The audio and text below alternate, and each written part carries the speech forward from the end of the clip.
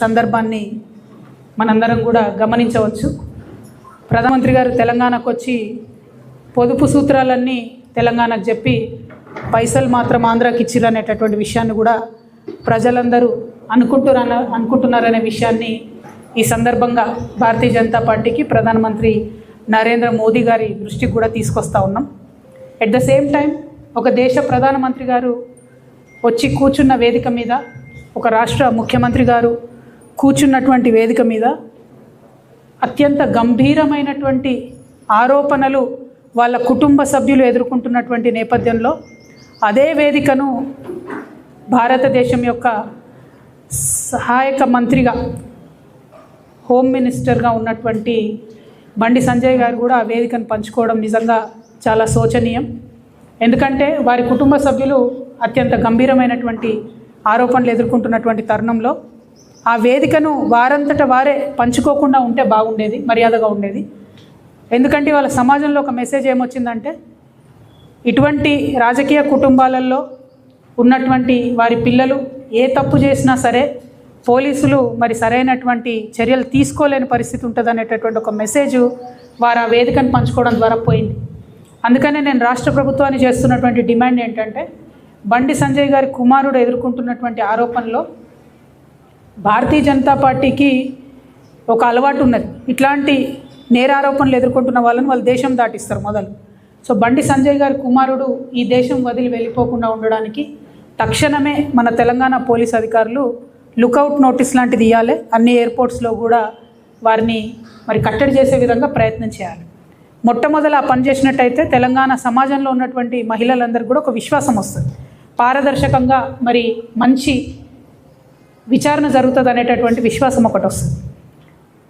ముందు తనని కట్టడి చేసిన తర్వాత మరి అమ్మాయి వాళ్ళ మీద వీళ్ళ మీద అమ్మాయి వాళ్ళు రకరకాల కేసులు పెట్టుకున్నారు. అది కోర్టు చట్టం ఎట్లా డిసైడ్ చేస్తే అట్లా జరుగుతుంది. కానీ ముందు తను బయటకు వెళ్లకుండా చూడాలి, పోలీస్ వాళ్ళు విశ్వాసాన్ని కల్పించాలి. రెండవది,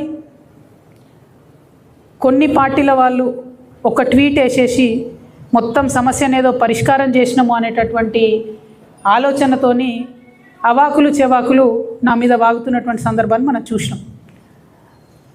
ఒక ఆడపిల్ల విషయం వచ్చినప్పుడు, అది కూడా ఒక మైనర్ అమ్మాయి విషయం వచ్చినప్పుడు సమాజంలో బాధ్యతాయుతమైనటువంటి ప్లేస్లో ఉన్న ప్రతి ఒక్కరం కూడా కొంత సంయమనం పాటించాలి.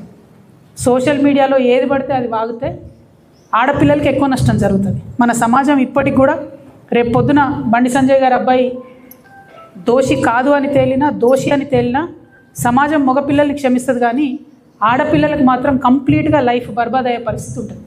ఇవాళ బీఆర్ఎస్ పార్టీ సోషల్ మీడియా చేస్తున్న అత్యుత్సాహంతో ఏం జరిగింది, బండి సంజయ్ వారి సైడ్ నుంచి వాళ్ళు ఆ ఆడపిల్ల మొత్తం వీడియోలు, ఫేసులు, ఫోటోలు మొత్తం బయట పెట్టారు. అంటే ఒక అమ్మాయి, ఆమె మైనరో కాదో అనేటటువంటి చర్చ ఉంది. ఆ అమ్మాయి జీవితాన్ని నాశనం చేయడానికి ఇవాళ డైరెక్ట్గా బీఆర్ఎస్ పార్టీయే కారణం. ఏం అవసరం ఉంది, అంత అత్యుత్సాహం ఏముంది? ఇష్యూ సాల్వ్ చేయనియండి. మాట్లాడుతున్నారు కదా, డెఫినెట్గా ఆడపిల్ల పక్షమే ఉంటాం. మన తెలంగాణ సమాజంలోనే అది ఉన్నది, ఆడపిల్ల పక్షమే ఉంటాం. కానీ ఇవాళ ఆడపిల్ల జీవితం నాశనం అవడానికి కారణం ఎవరు? ఎందుకు అమ్మాయి ఫోటోలు బయటికి రావాలి, అమ్మాయి వీడియోలు బయటికి రావాలి? నేను పోలీస్ శాఖ వారిని కోరుతా ఉన్నాను, ఎవరెవరైతే ఆ అమ్మాయి ఫోటోలు, వీడియోలు పోస్ట్ చేసిండ్రో ఆ సోషల్ మీడియా అకౌంట్స్ బ్లాక్ చేయండి, వారిని ఖచ్చితంగా అరెస్ట్ చేయండి. మీ ముఖ్యమంత్రి మీద ఒక చిన్న పోస్ట్ పెడితే ఇవాళ ఎత్తుకపోయి అరెస్ట్ చేస్తున్నారు. కాబట్టి ఒక ఆడపిల్ల జీవితాన్ని నాశనం చేసేటట్టుగా పోస్టులు పెట్టి, వీడియోలు పెట్టి, వాళ్ళ ఫ్రెండ్స్తో ఉన్నప్పటి ఈ ఫోటోలు అన్నీ బయట పెట్టినటువంటి అకౌంట్స్ని బ్లాక్ చేయాలి, ఖచ్చితంగా వాళ్ళని అరెస్ట్ చేయాలని చెప్పి నేను డిమాండ్ చేస్తూ ఉన్నాను.